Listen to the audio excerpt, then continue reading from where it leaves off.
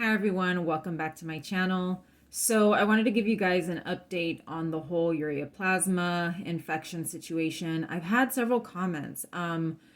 It's truly unbelievable to me how popular that video has been and how little is known about ureaplasma. I mean, every comment is basically the same story, I had recurrent infections for a long time. I went from doctor to doctor to doctor until I figured it out and I made them test me for ureaplasma, and sure enough, that's what it was. And that's the same story that I have, and I've seen the same story told over and over again on different forums online. So I wanted to let you guys know what's going on with me. It's been about 6 months. I finished treatment. I don't know when this video is going to go up. At this point, it's been, I think, almost 6 months. I finished the antibiotic treatment, I believe, the first week of January of this year. And right now we're in mid-June. But this video will probably go up later. So I really do want to keep you guys posted on this because it seems like there's no information on this online. If I'm getting that many comments on my video, which, to me, I don't really seem to get tons of comments on my videos, but I'm guessing I'm one of the few people that's made a video of, my actual experience with this infection. So I am generally worse. I do have pre-existing health issues. If you guys follow me here on this channel, you'll know what those issues are. I was already dealing with some histamine issues. I've been dealing with some histamine issues since 2019. And they've, fluctuated because I was on IVIG, and I think IVIG helps to stabilize those types of issues. But as you guys know, I had to stop IVIG a couple years ago. And of course, my health gets worse when I'm not on that medication. So my histamine issues after, last summer when I went to Mexico to get treatment done, I had a couple of colonics, and that set off my hair loss, which is related to histamine. But I didn't really sense that my other histamine issues like food intolerance were that much worse. But after this round of antibiotics, just to refresh you guys, I did 10 days of doxycycline plus 5 days of ciprofloxacin, which is a very dangerous drug. And yeah, my histamine issues went through the roof. And I was on some supplements. I was taking supplements that were also very high histamine. So I basically had to stop almost everything and start over, little by little to see what it was that was making things worse. But once I went through all of that, I've had to eliminate a lot of supplements. I've had to reintegrate others, some that I hadn't taken for years, in order to sort of offset some of the symptoms from the fluoroquinolone antibiotic, but the histamine issues remain. I've had to stop eating red meat, beef. Beef was a key part of my diet. I had to stop because beef is very high in histamine. And I'm now eating ostrich, which is extremely expensive. It's not too bad as far as taste goes, but it is extremely expensive. But I'm at a point where there's nothing else that I can eat. So it's come down to chicken and ostrich. And every now and then I'll have some beef, but I've been trying to stay away from it for at least 6 months, which is what was recommended on my Viome test. If you haven't checked out that video, I did a video on Viome, and I also did another video on Viome versus GI map. Check those out if you're looking to get a gut test done. So obviously, because of the diet changes, I've lost weight. Well, I've been losing weight this whole entire year since I stopped the IVIG, but every round of antibiotics has made me lose weight. I've been having the recurrent sinus infections, which I did get another sinus infection about 6 weeks after my ureaplasma treatment, which goes to show you that those antibiotics may have killed the ureaplasma. They didn't kill every bacteria in my body, because 6 weeks later, I get hit with another sinus infection. Doctors refused to prescribe any medication for the sinus infection because I had just done those 2 weeks of antibiotics.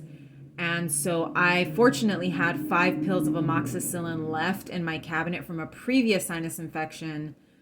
I took those 5 pills. It seemed to help with the sinus issue. But of course, my histamine issues, just got worse. So that resulted in weight loss. I haven't been able to put on weight. I'm somewhere around like 92 pounds, I think. I'm about 5 foot 5 inches tall.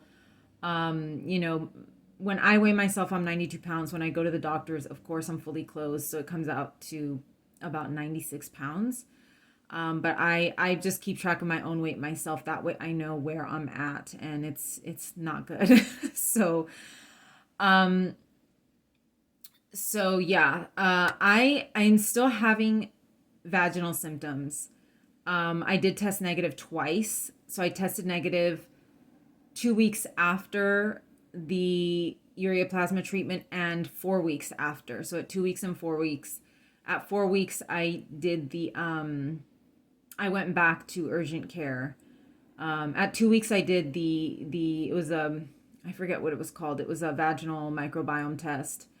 And at 4 weeks, I went back to urgent care so that they could run the same test, and it was still negative.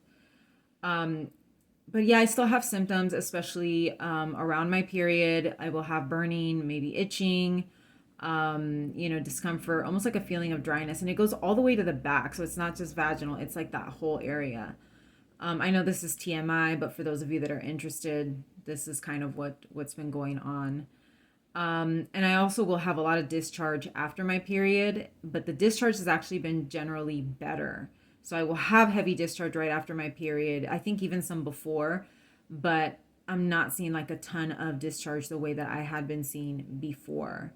And yes, it will be discolored. But again, I don't think I have any active infections. So the good thing is that I have not had any BV or any yeast infection since treating since treating the ureaplasma. The bad part is that I still have vaginal symptoms, but they seem to get a little bit better like after my period passes, after like a week or so. And I also think that probiotics have helped. The trick is that if you have histamine issues, you have to be very careful with the probiotics that you take. I believe that the vaginal discomfort is linked to histamine, because I started taking a low histamine probiotic. It's a probiotic that contains specific strains that actually will eat histamine in your gut.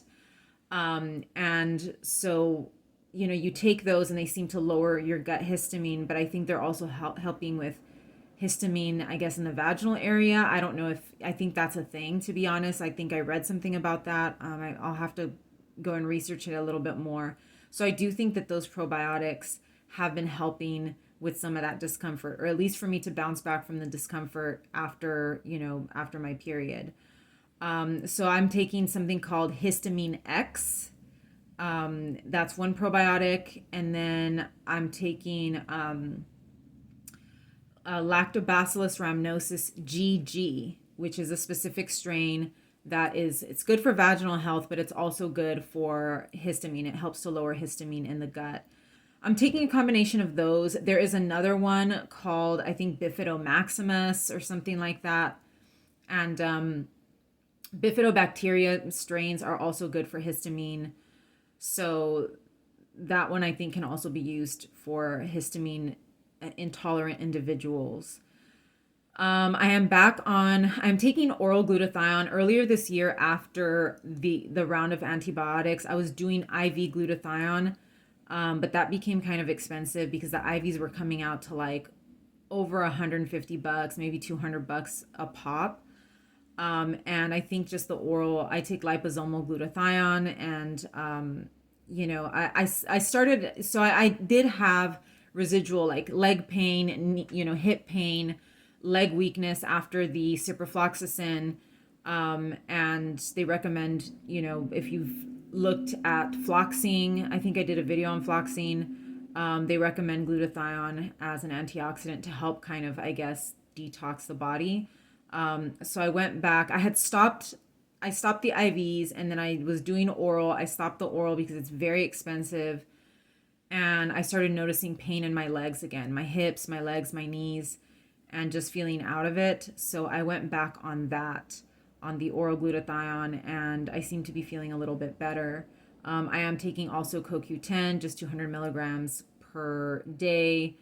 Taking L-glutamine, MSM, I had to stop taking my iron because it was iron glycinate. I stopped taking magnesium glycinate, but I'm taking magnesium taurate, I think, or magnesium something. I'm taking a different type of magnesium. I'm just taking like about 100 milligrams per day, because magnesium can also loosen your stools. Speaking of stools, my stools, if you guys want to know, they seem to be coming back to normal. It did take a while this time around, I think because of the 2 weeks of antibiotics and then the amoxicillin that I did for the sinus infection. So it took several months for things to kind of normalize. The stools are normal, but I don't know if that means that my GI is normal. I don't think that really correlates. I did, I don't know if I did detail in my GI map video what the outcome was of that, but I did have a lot of histamine producing bad bacteria in my gut. So right now I'm thinking like, what can I do to get rid of that bad bacteria? Um, so no sexual intercourse, none of that hasn't happened for quite some time. And I'm a little scared, to be honest. And so I'm just trying to be on the safe side by not engaging in any of that. Um, like I said, my GI symptoms they seem mostly tied to the histamine issue, not so much to SIBO. Do I still have SIBO? Probably. I've never been tested for it, but I think at this point, the histamine issues are probably bigger than any kind of SIBO or SIFO or anything like that. Yeah, my symptoms are more lower abdominal than upper abdominal at this point. Um, so yeah, the sinus infection, I am starting to get back to doing my neti pots because when I did the treatment for the ureaplasma, for whatever reason, I thought to myself, I'm doing so many antibiotics. There's no way that I could possibly get a sinus infection. I guess that's not necessarily true because 6 weeks later after the 2 week round, I had a sinus infection. Actually, it wasn't even 6 weeks after. I think I took the amoxicillin 6 weeks after, but I think it was just like a month later that I had the sinus infection because I let it go. I didn't want to take any more antibiotics, so I just kind of let it go. And I shouldn't have done that because it just kept getting worse. I can now take baths. This was one thing that I avoided a lot prior to, actually, in the last 6 years when I was having recurrent BV. I wouldn't take baths. I only took showers, but I wouldn't take baths. And one thing that a lot of doctors recommend if you have health issues or sore muscles is to take an Epsom salt bath. But I did read online that women that take Epsom salt baths tend to be more prone to yeast infections. And I noticed that with me on a couple of occasions. And so I just didn't take baths at all. And now that I have, completed this treatment for ureaplasma, and especially since I have increased leg pain from the ciprofloxacin, I've started taking Epsom salt baths, and I have not gotten any infections. I don't know how well they help with pain. Sometimes it just feels good to be in the bathtub and to just kind of soak in there. But I have noticed that I have not gotten any infections from it. It doesn't really even seem to cause any discomfort. Discomfort seems to be more related to hormones and histamine. So it doesn't really seem to be caused or brought on by a hot bath or my underwear, what kind of underwear I'm using. I'm still using like cotton underwear or like cotton blend underwear. I've gone back to wearing regular pads during my period because I was wearing period underwear for a while because I didn't know where the BV was coming from.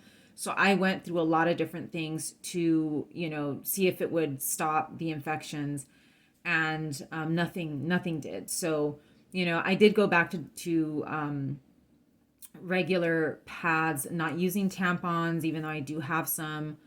That's kind of going to be the next step to see if my body will tolerate that. I think it'll do fine because my infections were due to the ureaplasma. But for now, I am wearing pads. I will wear period underwear like near the tail end of my period, but I'm wearing disposable pads and just, throwing them out and just trying to be, I guess, as sanitary as I possibly can. during this time of the month. But I know that it wasn't that. It's not a matter of sanitation or being sanitary. It's just it's a I do think that the infection is a combination of just an overgrowth and then your own body's immune system and how well or not well it's functioning. And I think that's why these bacteria that are supposed to be commensal bacteria overgrow and then they start to cause problems. So I think as far as the infection, that's my update. I seem to be doing fine, okay. To be honest, I didn't think I was going to survive those 2 weeks of antibiotics. But I seem to be doing okay, all things considered. The weight loss is still worrying me, and I do have a new GI doctor. So I'm gonna do a life update as well, where I'll talk about all that. But I do have a new GI doctor because the one that I had, I just was not liking, and so I have a new one that's a woman, and I will be making a video. If it's not already up, there should be a video on female doctors and how they're just better. So anyways, that's the update. You guys can leave comments if you have any other questions. I'll try to answer them the best that I can. But remember, I'm not a doctor. I'm just somebody that had this, and I'm trying to put this out there for you guys. No matter how personal it is, I'm trying to put this information out there so that you guys don't have to go through what I went through and what so many others have gone through. So thank you so much for watching. Please like and subscribe, and I will see you in the next one. Take care.